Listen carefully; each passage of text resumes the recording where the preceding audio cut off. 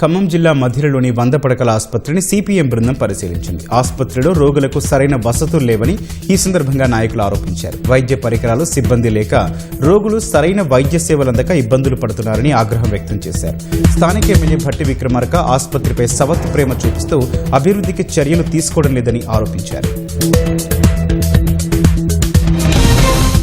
కాంగ్రెస్ ప్రభుత్వం ఎన్నికల సమయంలో ఇచ్చిన 420 హామీలు 6 గ్యారంటీలను అమలు చేయకుండా ప్రజలను మోసం చేస్తోందని బీఆర్ఎస్ నేతలు ఆరోపించారు. కేసీఆర్ హయాంలో హనుమకొండలో నిర్మించిన ఇంటిగ్రేటెడ్ కలెక్టరేట్కు రంగులు వేసి కాంగ్రెస్ ప్రభుత్వం ప్రారంభిస్తూ ఆ క్రెడిట్ను తన ఖాతాలో వేసుకుంటోందని దాస్యం వినయ్ భాస్కర్ ఆరోపించారు. పరకాల సభలో కేసీఆర్ను విమర్శించడం తప్ప నియోజకవర్గానికి సీఎం రేవంత్ రెడ్డి ఏమిచ్చారో చెప్పలేదని మాజీ ఎమ్మెల్యే చల్లా ధర్మారెడ్డి ఆరోపించారు.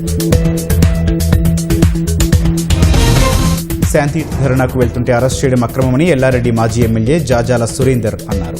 కామారెడ్డి నుంచి లింగంపేటలో ధర్నాకు వెళ్తున్న జాజాల సురేందర్ను పోలీసులు కామారెడ్డిలో హౌస్ అరెస్ట్ చేశారు. దీంతో నియోజకవర్గంలోని ఇతర మండలాల నుంచి నాయకులు పెద్ద ఎత్తున జాజాల ఇంటికి చేరుకుని సంఘీభావం ప్రకటించారు.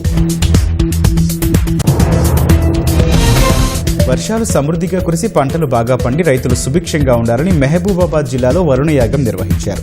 శ్రావణ మాసం నాగపంచమి సందర్భంగా చేసిన ఈ యాగంలో భక్తులు పాల్గొన్నారు. ఖమ్మం జిల్లా మధిర మండలం కాజీపురం ప్రభుత్వ పాలిటెక్నిక్ కళాశాల ఎదుట ఏఐఎస్ఎఫ్ ఆధ్వర్యంలో విద్యార్థులు ధర్నా నిర్వహించారు. పాలిటెక్నిక్ కళాశాలను సాంకేతిక విద్యాశాఖ పరిధిలోనే కొనసాగించాలన్నారు. రాష్ట్ర ప్రభుత్వం తీసుకొచ్చిన జీవో నెంబర్ 97ను ఉపసంహరించుకోవాలని డిమాండ్ చేశారు.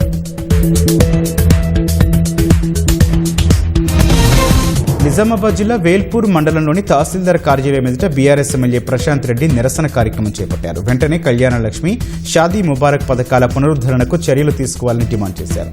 పథకాల రద్దుకు ఉపక్రమిస్తే ఊరుకునేది లేదని ఆగ్రహం వ్యక్తం చేశారు.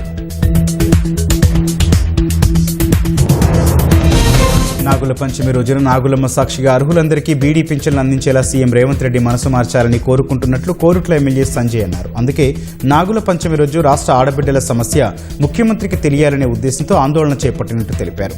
ఈ మేరకు జగిత్యాల జిల్లా మెట్పల్లి పాత బస్టాండ్ వద్ద ఎమ్మెల్యేతో పార్టీ శ్రేణులు, బీడీ కార్మికులు రహదారిపై బైఠాయించి ధర్నా నిర్వహించారు.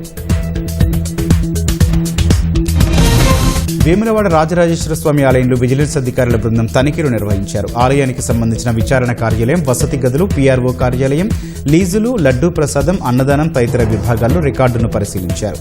నిర్వహణ వ్యవహారాలు, ఆయా విభాగాల్లోని పత్రాలను క్షుణ్ణంగా తనిఖీ చేశారు.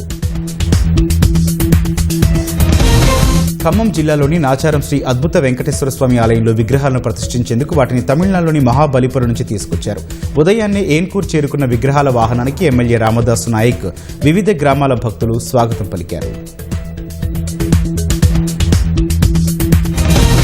రైతులు అధైర్యపడొద్దని అండగా ఉంటామని ఆదిలాబాద్ ఎమ్మెల్యే పాయల్ శంకర్ అన్నారు. ఆదిలాబాద్లోని క్యాంపు కార్యాలయంలో రుణమాఫీ, ఫసల్ బీమా అమలుకు పార్టీ తరఫున త్వరలో పోరుబాట పడతామని చెప్పారు.